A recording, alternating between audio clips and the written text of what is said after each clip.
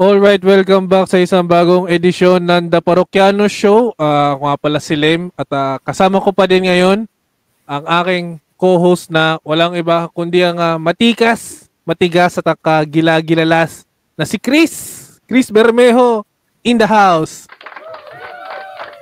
Yes, ayun. Goods ba kayo mga kaparokya? So, another episode na naman ng ating kwentuhan. At by the way, kasama pa rin natin ngayon si RJ, ang Parokianos all-time goal scorer sa official tournament. Ang Parokianos best best goalkeeper ng ang goalkeeper lover boy ng Dasma nga, di ba? O Bacoor? Lover boy. Oo. At kasama pa rin natin ng ang Papabol Hunk Rockstar ng Novaliches, si Gids. Okay?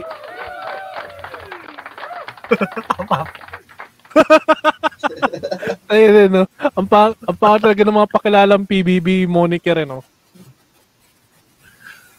So, Chris, bago tayo magsimula, syempre, nice natin pasalamatan yung mga sumusuporta. Lalo na, kung last time sa Spotify yung nakita natin, meron sa YouTube, dahil sa YouTube Studio Analytics, nakikita natin yung mga nagko-comment. At the same time, yung reception sa atin ng tao. So, mag-comment lang po kayo at either Spotify or sa YouTube kasi pwede namin mabasa lahat ng mga mungkahi nyo at pwede natin i-share din sa mga upcoming episodes lahat ng mababasa nating comments. And yung last na comment sa atin is yung episode natin tungkol dun sa special na friendly match. Ang nag-comment is walang iba kundi si Lawrence. Sabi niya, see you on the pitch, brothers. At syempre pag-uusapan natin yan kasama si Lor. Magkakaroon tayo ng special episode na yan sa mga susunod na releases. At Chris, ano ba dapat natin pag-usapan today? Medyo makulimlim mga panahon na malamig at by the way, isa pa bago tayo magtuloy is keep safe sa lahat ng mga affected ng Bagyong Christine sa Philippines kasi 3 days na rin kaming walang pasok. Tayo, Chris, bilang mga nasa gobyerno. Pero ayun, sa lahat ng apektado ng bagyo, keep safe. Kung may ang dami na rin namang outlets kung saan pwede magpatawid ng tulong, lalo na sa mga naapektuhan. Ayun, at keep safe and dry. Ayan. Chris, ano dapat natin pag-usapan? Yun. Ito, para kabaliktaran naman ang atmosphere na nararanasan natin ngayon. Medyo malamig tsaka makulimlim nga. Ito kasi ngayong linggong to, parang big deal sa since 4 tayo dito. Peña member, Peña Madridista Filipinas member, and Parokianos din. Siyempre, yun nga, common sa atin yung football. Ayun, itong week na to, football? mainit na. Ano siya shock pa no? Yeah. Ayun, mainit na usapan ngayon, Kap, yung El Clasico. Kasi El Clasico week ngayon Yan. Yan ba yung laban ng Clasico? Yan ba yung laban ng Pure Foods? At Ay, iba pala yun. Manila Classico pala. Hindi yun. Ay, di ba yun? Hindi yun, Kap. Ang pag-uusapan natin, Kap, ang laban ng Crispa at Toyota. Klase pa din pala. Yan. Yun ang mga gusto ko. Yung mga Shell Red Manizer. Klase. Hinebra, Shell, no? Mga ganun. Hindi, Chris. Ano nga ba ang El Clasico? Ang El Clasico ay football match sa pagitan ng dalawang magkaribal na malalaking football club di lang sa Espanya, kundi sa buong mundo na rin siguro. Na ang aming sinusuportahan na Real Madrid at Nevermind. Hindi, sige, paalala. FC Barcelona. Yan. At by the way, kapag nilabas na tong episode, tingin ko lumipas na yung lumipas na yung 5 araw. 5 araw. Pero Chris, dahil na-intro mo nga tong El Clasico, usually kasi unang figures or persons na papasok sa isip mo gawa nitong na-expose tayo dito sa sa term na to na El Clasico is syempre Cristiano Ronaldo at Lionel Messi. Tsaka yun nga, syempre Real Madrid tsaka Barcelona. Pero ikaw Chris, ano yung mga notable mo na na memories ng El Clasico sa iyo? Kasi ngayon, new era na parehas ng dalawang clubs eh. Ako Kap, yung memorable or notable moment ko ng El Clasico siguro. Yung panahon na golden generation na tinatawag, yung panahon ng golden generation ng Spain kasi big deal din sa akin as a football fan din. Kaya Real Madrid fan kasi yun nga sa previous episode siguro ng The Parroquiano Show or MTPH or sa Downtown Alley guesting din natin, nabanggit ko na paano ako nag-start maging Madridista dahil kay Iker Casillas. So, golden generation meaning yung Euros 2008, World Cup 2010, saka yung Euro 2012. Euro 2012. So, ayun, yung 2008 to 2012, yan, na Spain.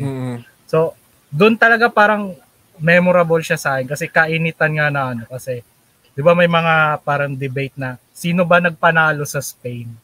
Sabi Catalonia daw, which is represented by major player na Tapos ang rebat natin mga Madridista syempre, kundi dahil tsaka mga Iker fan na kagaya ko, kundi dahil doon sa toe save ni San Iker, goal na yung tira ni Arjen Robben noon diba?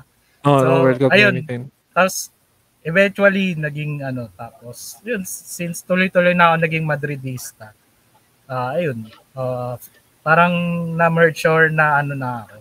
Na-immerse na ako doon sa debate na pag mga El Clasico matches or yan siguro yung La Semana de Clasico na tinatawag. Nakikipag-banter na ako diyan sa mga nakikipag-banter na ako doon sa mga sa mga FB groups. Tapos syempre may toxic mo naman, nakikipagbanteran ka. Kasi yun yung parang dati, 'di ba? Yung may yung keyboard warrior era ng karamihan na Syempre karamihan naman nasa opposing club yung mga ganun. So naging keyboard warrior ka some point in time, Chris? Hindi naman, parang responder lang ako dun sa Kasi keyboard. Kasi grabe rin yung volume ng ng fan ng opposing club na 'di ba parang isang comment mo lang as Madridista 15-20 yung balik sa'yo. So syempre kailangan mo balikan yung yung parang 1 versus 100 yung dating eh. Oo. Lalo na dito sa Pilipinas kasi 'di ba parang malaki yung community sa internet kasi di ko alam doon sa totoong bilang ng tao dun sa Di ba mga Barca supporter eh. Di ba sabi sa demographics nga daw, Filipinos yung isa sa mga parang malakas mag-spend ng time sa gadget, lalo na sa internet. Oo. At ang majority doon ay Barca fan. Joke lang. So, sinasabi mo ba? Ayun. So, sinasabi mo ba, Chris, na sila, tend na makipag-fan-base war ang mga Barca fans? Yun yung napansin ko since, di ba, yung mga panahon na yun. You heard it here. You heard from Chris's mouth. Okay, narinig niyo po dito sa Parokyano Show. Naman, palag. Hindi kasi, syempre, nung na-experience ko, nag-uumpisa ako maging football fan, sila yung medyo aggressive yung fan base or fan base nila. So, lalo na dito, syempre, may makakakilala tayo. Although, kaibigan naman natin sila. Alam mo, Chris, I dare you, Chris. Kapag lumabas na tong episode, i-post mo to dun sa PFLFU. Cancel tayo dun, Cap, syempre. Cancel ba tayo dun? Alam naman natin yung admin dun. Kaya bira ako mag-post ng MTPH content din doon. Basta sa Philippine football, yan. Alam mo, sinasabi ko to bilang host din ng Parokyano Show. Meron kang freedom na i-post to. pero may rules kasi yung group na yung parang foreign Friday. Okay, so mga local lang, no? Oo. So, black and yellow tayo, Ceres Baskog tayo. Pwede doon. pwede natin yun doon. Kaso, kakatahin tayo ng mga diehard naman kaya fan doon kasi wala na nag-e-exist na Ceres. Oo nga, batalo rin naman sila sana Eastern. Grabe. So, napapalayo tayo. So, si RJ, ano yung sheer memory mo ng El Clasico? Lalo nung nag-start ka maging Madridista. Sheer memory, yung pinaunang Clasico ata na napanood sa TV5. TV5? TV5, tama, TV5. Oo. Ano yan? Yun yata yung kalma ni Ronaldo. Yung... Mourinho ba to? Mourinho era? Ayun yung brutal na El Clasico pag kay Mourinho, talagang hindi natatapos yung match na walang red card, yellow cards eh. Lahat may doon. May late drama talaga. Oo. Naalala ko yung piningot ni Mourinho si Villanova. Yung nagkagulo. Tapos tinawag yung rest in peace. Tapos tinawag yung Pito. Yung Pito sa Spanish, cojones, parang Yeah. Kasi yung nagtuloy-tuloy nun, RJ? Tuloy-tuloy na. Simula yung napalad ko yung laro na yun. Parang nag-interested ako sa white na mas nag-interested ako sa white na club. Kasi yung mga panahon din, wala ka pang sa football. Wala pa kaalam-alam. Tapos, di mo bigla na lang na parang gusto kong i-follow to. Kaya, naging Madridista tayo. Simula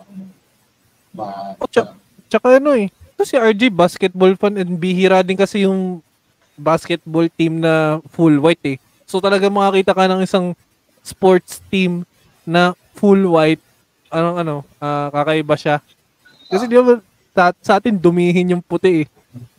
Mostly nga ng teams nga sa football, kung titingnan mo, parang karamihan puro red eh.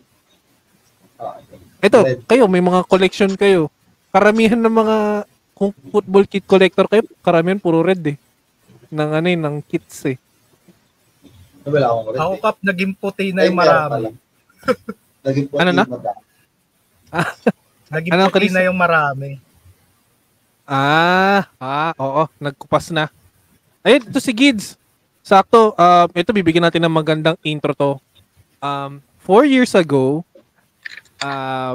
na-discover namin si Gids kasi siya lang naman ang kaisa-isang may bayag na during the pandemic nag-guitar cover ng Real Madrid anthem at Yun. Sample. Paul. nakita namin yun, tas who's this man? Diba? Parang hinanap talaga siya. Tapos Wanted ka. nakita siya ni ang nakita yata sa kanya si Sarah. Kaya shoutout sa iyo Ate Sarah sa Dubai. Ang daming SKL. Pero ayun, salamat sa iyo kasi dahil sa iyo hindi namin nakilala si Gids. Sample, wala bang sample dyan, Master Gids? Sample. Nakamute pa muna yun eh. Nakamit ko. Tama. Well, yun lang naman. Basta yun, that is our history. Salamat sa inyo guys, siyempre. Wala kasi magawa nun. Siyempre, pandemic, nakatunganga ka lang. Actually, nag-cover na ako ng Real Madrid yung 2016 eh. Ukulele cover lang naman. Which is nanalo Real Madrid. Nun? Ako nanalo Real Madrid. Naka-goal si Benzema, yung parang tabingi na kick, yung parang exhibition kick niya. Si Ronaldo yung second. Alala niyo yung ira na yan.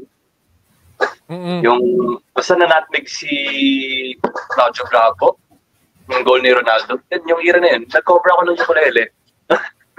Baka 2015 yun. Kasi 2016 parang sino nga ba yun? Bravo pa rin ba yun? Pero for sure Neymar nandun. Oo, nandun pa si Neymar syempre. Yung 2015. Oh, feeling ko 15 yun. 15 to 16. Ayun, yung era na yun. Yan yung parang Real Madrid comeback na, kumbaga. Ayun, yun lang naman. So, dahil dun sa guitar cover, syempre, dun nagsimulang parokya, no? Yung parang mahiya. Ito parang si RJD mahiyain sumali sa Peña at biglang may mga grupo ng mga kolokoy na sama ka sa amin sa parokya. Habang dumadami na. Pero ito si Gideon, masasabi ko isa sa mga pundasyon kung bakit nabuo. Kasama si Chris. Founders. The founders. Tsaka si Allen Meister. That's where the Gids. Tawag dito? Anong nagpa-fascinate sa'yo sa klasiko? Nagpa-positive? Fascinate. Fascinate. Oo. Babalik lang ulit tayo sa dating topic with yung nagawa natin podcast dati. Sa sobrang tanga ko lang sa phone, hindi ko alam meaning ng reformat, restore. Na-format yung phone ko, nag-byte ako, tapos, inayos ko lang yung phone ko. Tapos merong nagtatawag para merong automatic na na-download na laro na soccer. Tinry ko, tapos out of nowhere yung Spain, naklik ko yung Madrid na white. And then sunod-sunod na yun. Pero nanonood ako ng Real Madrid dati. Which is yung parang, sorry from the word boring, dahil siyempre, alam mo na Pilipinas is American system, puro basketball. Nandun ako sa era ng Mourinho.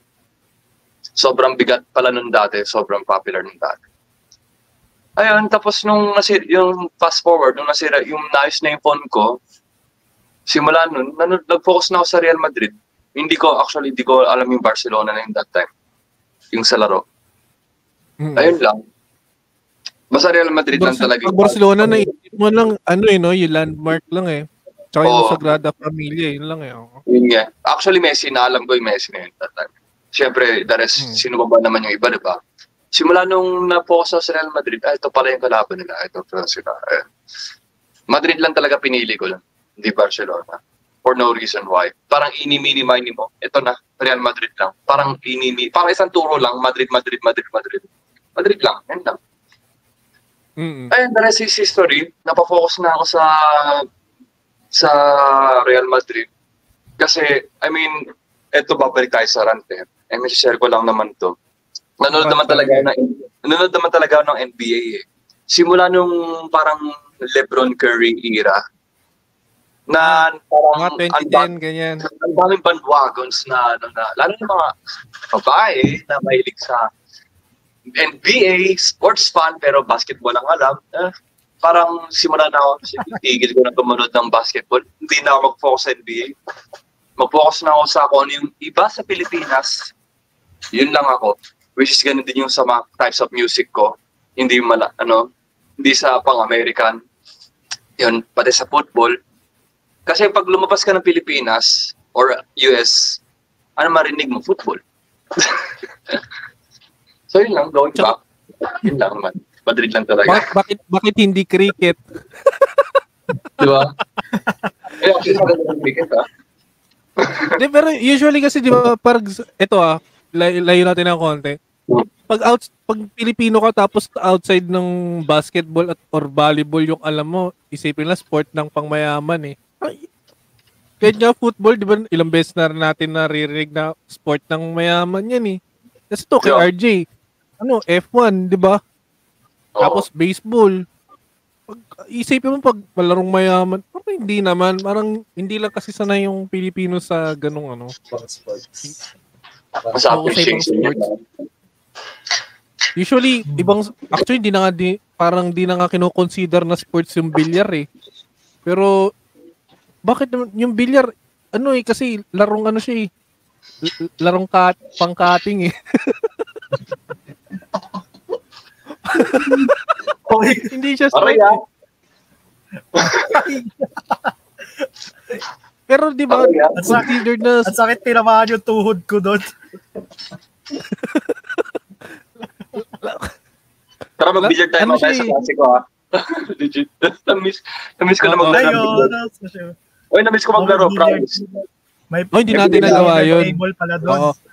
At sige, mamaya natin i-open yan. Pero, ayun, kapag ibang sport na para isipin ng Pilipino, parang, hindi pangmayaman yan eh.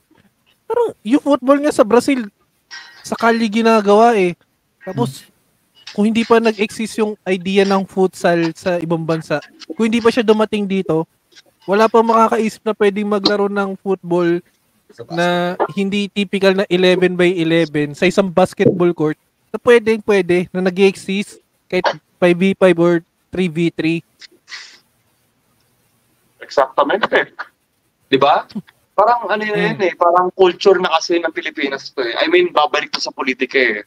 Kapag sinabing basta America, Spain, or Japanese, nasa politika na yan. Kaya ako magbanggit ang politika. So, yun yung kinasal na yan. It is what it is, tanggapin na natin. But at the end of the day, we'll make sure na, make football popular in the Philippines soon. Wow! Ito, tama yan, Gids. Ang ganda ng, advokasya mo. Parang advokasya rin ni Christian eh. Pero yun nga, balik tayo sa topic. Parang ako kasi nung nag-start na ako maging Madrid supporter,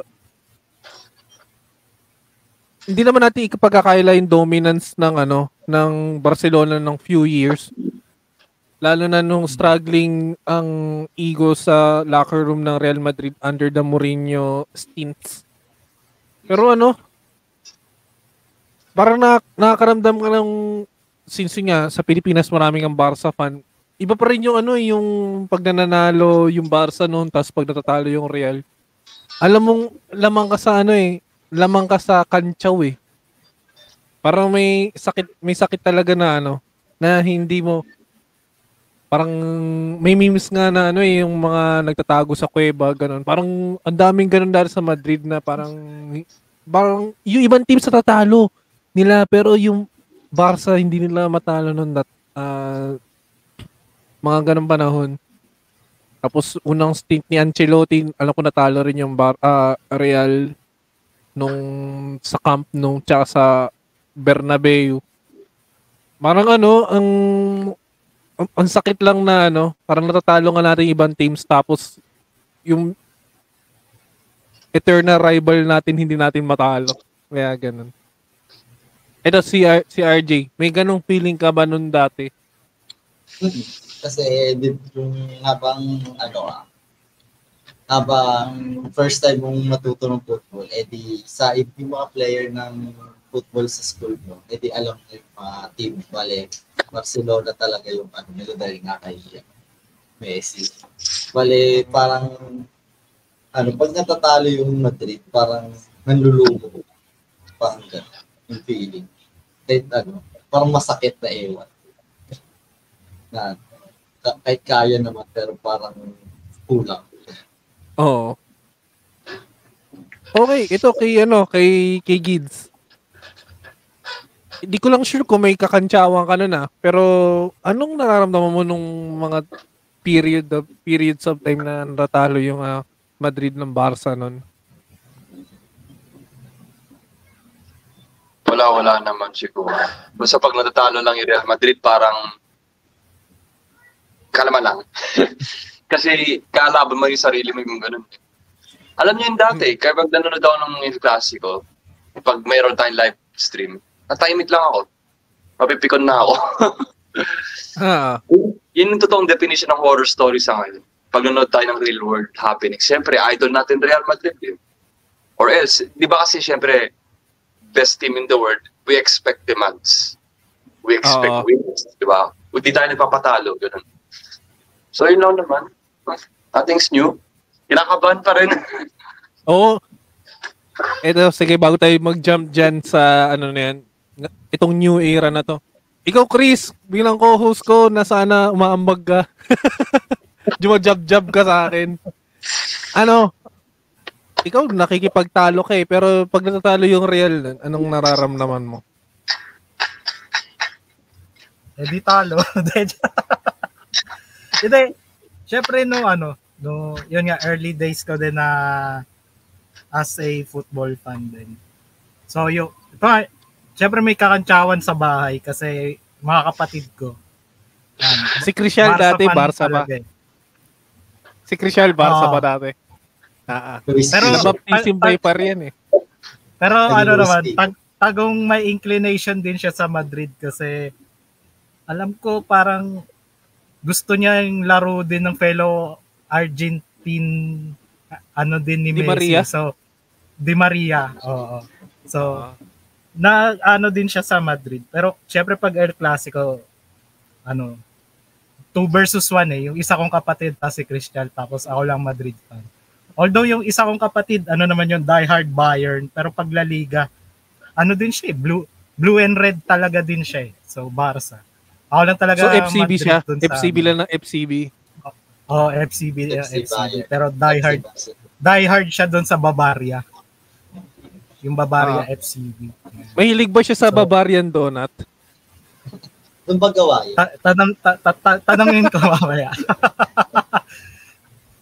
Hindi ko rin kasi nakakwentuhan sa mga hilig niya sa pagkain. Basta football, tsaka mga common lang na yun Pero pagkain, never ko nakakwentuhan yung isa kong kapatid niya sa pagkain. Alam mo, speaking of Bavarian Donut, alam mo bang sa Germany ngayon, dahil October ngayon, ay sineselebrate ang United Nations, joke lang, ang Oktoberfest. Oktoberfest, boy. Akala nyo to, Mr. Unpredictable to. San Miguel Oktoberfest. Oo, nasa Germany is parang month-long na inuman. Kung may bayad man, siguro minimal. Pero, yun, isingit na rin natin. May experience na ba kayo ng Oktoberfest? Ako wala pa Yung talaga legit makarating tayo na someday ng Germany. Makainom, kahit man lang lager or dry beer or Pas ako dyan, may gout ako Bawal na ako. Oy, may gout. Ikaw, Chris, ikaw may gout ka rin, di ba? Wala kap, injury to. Injury. Alam mo si Chris talaga yung definition ko ng demonyo Kasi dati masakit yata yung paa niya. Tapos nayaya pa namin sa inuman, tapos day before kumain pa ng toge. Yan ang idol ko. Walang kinakatakutan. Enjoy now, suffer later. Enjoy now, suffer later. Pero Pero sumama nga ako nung Tagaytay Hits natin na may groin injury sa basketball eh. Oo nga, gagi. Yan nga sinasabi ko nga, ito nga si Chris ang sinasabi ko, kung may taong machete, ito yun eh. Si Chris talaga yun eh. Puta, anjo pala to. Oo, boy. Ano yan? Kaya nga ito yung aking matikas at matigas eh. O, di ba? Kasi nga, siya yung embodiment ng word na yun. Perfect. Ay, mamaniwala sila. Hindi naman. Fragile Ayun. ako, fragile. Fragile dahil... Anti-fragile. Kasi may nag-ghost. Ano? Okay, balik sa topic. In relation pa rin ba to sa previous episode na ghosting? Alam mo kung mayroon matigas talaga at matigas si Chris talaga yun eh. Kasi gusto ko sanang sabihin na kinat na niya ang mga nanggo-go sa buhay. Oh. Let's Syempre dapat laging winning mentality tayo. Classico week eh. Yung mga nag-ghost, patalo lang yun eh. Alis dapat, na dyan. Dapat kinakat yan sa buhay natin, di ba, Chris, no? Okay, walang space ang patalo. After the recording, may mga sasabihin na sa akin si Chris, hinahanda ako na yun. Ayun, so... Sa klasiko lang yung focus ko eh. Ayan, speaking of new era, we saw yung arrival ni Mbappe na actually sa ating apat ngayon, si RJ talaga yung kahit nung rumors pa lang, sobrang excited na makating si Mbappe. And Jude, Vini na Ballon d'Or material contender, hopefully talagang mananalo na talaga. Actually, confirm na ba yun? Yung Ballon d'Or ni Vini? Kasi parang may Rodri pa rin eh. Rodri yan. Rodri? Uy, huwag naman. God. Ba't may Rodri doon? Di ko rin sure eh. Pero actually, alam mo ano yun, no? Pag makakabasa ka talaga ng mga non-Real Madrid supporters, talaga makakita ka nung pag may Vini, ang reaction is no, yung embarrassing na emojis, ganyan, yung dismayed. Parang kung ititimbang mo, grabe naman yung run ng Real Madrid nung previous na season. Pero kung ika-count ba yung Euros, kung ika-count yun, Carvajal na. Carvajal over Rodri. Home team. Oo. Carvajal or Nacho yan. Pero ayun, sabi nga ng isang kaibigan natin na football analyst, may takot ba kayo sa ganon sa counterpart natin sa Barca ngayon? Knowing na we had this plentiful of talents. Ikaw, Chris?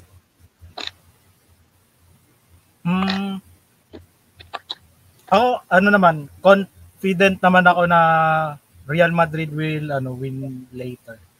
Will get the 3 points na tatabla sa table.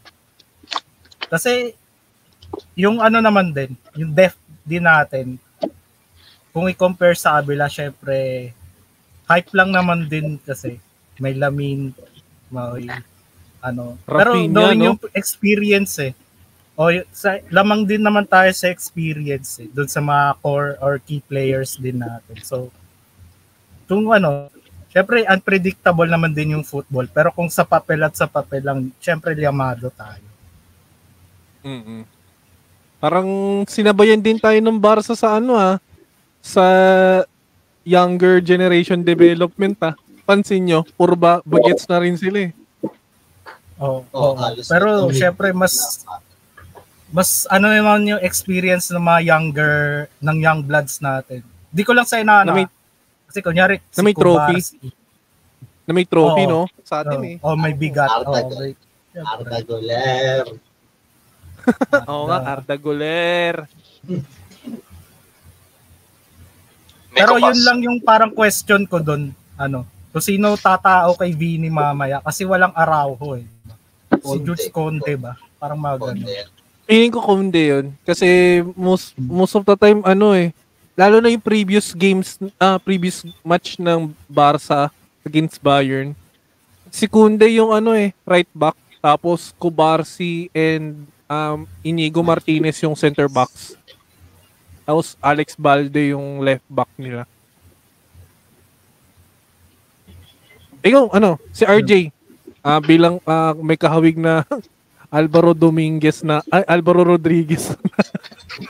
last season. Ikaw, anong tingin mo sa ngayon? May takot ka ba ngayon sa emerging na strength ng Barca ngayon? This season, lalo yung run nila. Yung run nila, maganda yung run nila dahil siguro sa bago nila. Mas sila sa manager nila ngayon kaysa kay Xavi. Mas direct football sila kaysa dun sa traditional nilang tiki-taka. Oo. Pinatag ng Barcelona ngayon. Mas more on long ball sila kaysa sa dati nilang playing style na. Tsaka siguro dahil sa Short younger passing, generation. Oo. Pero on paper naman, parang match naman. Mas, experience over youth yung lamang na. Bakit yung parokya, youth and experience din, no? Sana, manalo tayo, boy. Sa paparating na Copa Madraso. Since experience and power of youth and power of friendship. Ikaw, Gids. Ano yun? Kipaso. Tingin mo sa Barca ngayon? Tingin ko sa Barca? Okay naman. Maganda yung coach eh. Yung tipong naglaban yung Bayern at Barca. Tinalo yung sarili. Alam mo yun? Sariling kanila. Hansi Flick, tinalo yung sarili niya. Natuwa pa sa Barcelona. May goal pa si Lewandowski nun Yun niya eh. Oo. Celebrate si player. Oo. Tinalo na rin yung sarili niya ng team. Simula nung nag-8-2. Well, kudos sa respect Barca. Hansi Flick, panindigan nyo na. So, laking challenge sa atin to. Ayun. Laking challenge sa atin to. So, parang real world na to. So, we expect more sa Mbappe, mga ganun, or Vinicius, mga youngsters natin. So, yun lang. Kakaba na tayo into later. Oo, kasi nakita naman natin yung mga previous matches natin na yung struggling sa defense, pero nakita naman natin yung laban sa Dortmund kung paano nabago na overcome yung yung from 2-0 lagging to 5-2 full time na win eh. Tapos sila pa, tatlong Brazilian. Kung yung 7-1 dati sa World Cup, plus 3. Diba? Guess mo yung parang... Tabla na. Kung yung BB ba yung German, kung yung tatlong goals ni Bini pati ni Rapin na pinag-combine na yun, no? Oo nga, pares. Hat-trick parehas sila, dalawa eh. Oo, para sila Brazil. Brazilian hat-trick. Ayun yung hindi kayang magawa ng media speculation eh kasi di ba may El Clasico rin nung friendlies nung pre-season. Grabe yung hype ng ESPN FC nun tsaka ng Bleacher Report. Tapos makikita nila after the match si Rodrigo tsaka si Vini nagkukulitan sila nila Rafinha. Napakalabo eh. Hindi magawa ng issue eh. Pero yun, hoping for the win, hoping for the best. Syempre, hindi sa pagiging bias, pero, the Parroquiano Show is under the umbrella of Peña Madrid sa Pilipinas because we're all members of the Peña. So, we're hoping for the win later. And hopefully, during the review of the match na recording, we're very happy and we're very, in high spirits na gawin yung recording manifesting nung panalo. 'Di ba, Chris? Tama ka dyan, Kap. Tsaka, Kap, may dagdag lang ako, Kap, na meron pa akong or meron tayong mas kakatakutan pa sa Barca eh. Mamayang, so yun yung babantayan natin. Meron pa tayong laban. Alam mo, may orb effect kaya yan kung yung babantayan natin is mag-Barca kaya siya? Di, pakiramdam ko, balik pa rin sa atin eh. Hindi sumasama. Paano sumasama yung Alam mo yung sa Naruto, yung kamatayan ni Hidan, dapat gano'n na lang siya eh, no? Yung pinagkahiwa-hiwala yung katawan. Kasi immortal yun eh. Immortal na salam. Immortal salam. Yun talaga yung definition ng salam eh. Wala immortal, no? Kahit mag-Barca kit siguro yun, balik pa rin sa atin. By Moose Gear. So, doon na po nagtatapos ang episode namin ngayon. Masaya kami na nakasama namin uli si RJ at si Gids. Actually, hindi na namin na-discuss yung Soaring Through the Depths. Pero, actually, may niluluto si Gids na hopefully sa future makasama namin collaborations. I don't know. Special episode sana. Ayan. Kasi si Chris, kilala naman natin na magaling din sa pag-follow up, lalo na si Admin Levin at si Yahoogle sa mga researching. So, baka may gusto ko yung sabihin, RJ. Nga muna. Yun lang. Patuloy lang sa panunood panunood at pakikinig sa Parokyari Show at supportahan si Kapile at si Vinicius too. Delicious Junior eh. Delicious Junior. May counterpart pa rin si Vinicius. Ano? Wala. Si Vinicius.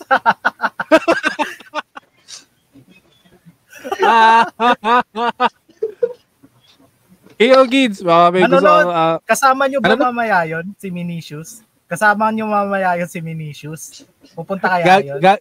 Chris, alam mo, napakahirap na i-blip na to, sobrang haba. Yung kanina nga lang, pinag-iisipan ko paano ko siya ilalagay ng kwak, kwak, kwak, kwak. Yung mga ganun eh, overlay. Ang hirap eh. Di kasi trending siya ngayon eh. Di ba, ang daming yung description kasi ang hirap eh. Alam mong nakikinig ang ating isang madlang people eh. Ang mga kaparok. Ito na lang. Actually, ilang episodes na natin siya indirect walang edit. Pre, napapakinggan niya yon. And kapag nakakasama or nakakausap namin ni Chris, walang sama ng loob. Sabi nga ni Harry Roque, tingnan natin kung mapapahubad natin si Ronnie Yang.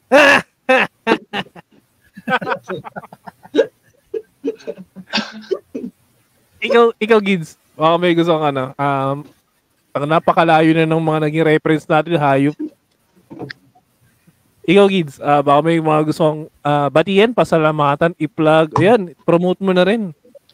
Siyempre, babalik ulit sa Sorry to Depths at laki din pasalamat sa pag-join sa inyo. Ito Juan Bombo Radyo. Basta. Ito kasi, maraming salamat sa inyo, Kapitan Lem at Vinicius Chris Jr. At sa scorer natin si RJ. Laking pasasalamat sa inyo. Ipagpatuloy natin ang laban tungo sa Parokyat El Clasico. Matulog na tayo. Hanggang sa muli. Tayo na tayo sa Tama ka dyan, paring Ray. Kasangga mo, langit. Kasama natin si paring Ray Heaven. Ayon sa bitag. Yun lang naman. Sabi nga, ay bitag. Naalala ko yung ano, si yung... Lips. Ano na? Bento Lips? Si Bento Kita Lips. tayo dyan sa abandoned warehouse. Ang naalala ko kasi talaga yun, yung kasagsagan nung sapakan nila Claudine tsaka ni ano, ni... Ano nga ba yung kuya nun? Si Montulpo, di ba? Yung tatlo sila, T3 sila nun eh. Ano, nagsalita si Ben Tulips, ano eh. Kita tayo dyan sa abandoned warehouse. Pakikog yun. Pang-promo ng WWE rin eh, no? Ano na? Pang-promo Ay, ng Shield? WWE din. Yung Shield? Oo nga eh. Basta malaking monitor. Shera Hotel, India, Echo, Lima, Delta, Shield. Tapos biglang, den. Yung mga video pa, yung si Erwin nakamotor, tapos si Ben yung nasa bitag, tapos yung kay Rapi yung nasa ano eh, TV5 na sumasayaw eh, puta. Den. Alright, so actually bitin nga yung ano eh, nung friendlies, nag-usap kami ng wrestling nila RJ, nila Renz, ayan, nila Lore. Bitin. Actually baka magkaroon ng part 2 yung wrestling natin, yung Parokyanos Wrestling Entertainment part 2, no? Chris? Yan. Nakakamiss talaga yun. Kasi ito si Gideon, ano rin to eh, wrestling addict din to eh. Siyempre, magaganda rin yung mga storyline. Abangan yan. Parang Ayan. maganda nga yung bloodline ngayon eh. Oo. At kita-kits po sa mga susunod na mga episode ng The Parokyanos Show at Madrid Talk PH. Mula sa akin, Lem, at ang aking co-host na si Chris. Kita-kits po tayo at pasalamat na rin kami kila RJ tsaka kay Gids na nakasama natin sa dalawang episodes. At kita-kits mo sa mga susunod na episode at mabuhay po ang parokya. Peace. Abangan sa muli. Ala Madrid, good luck mamaya.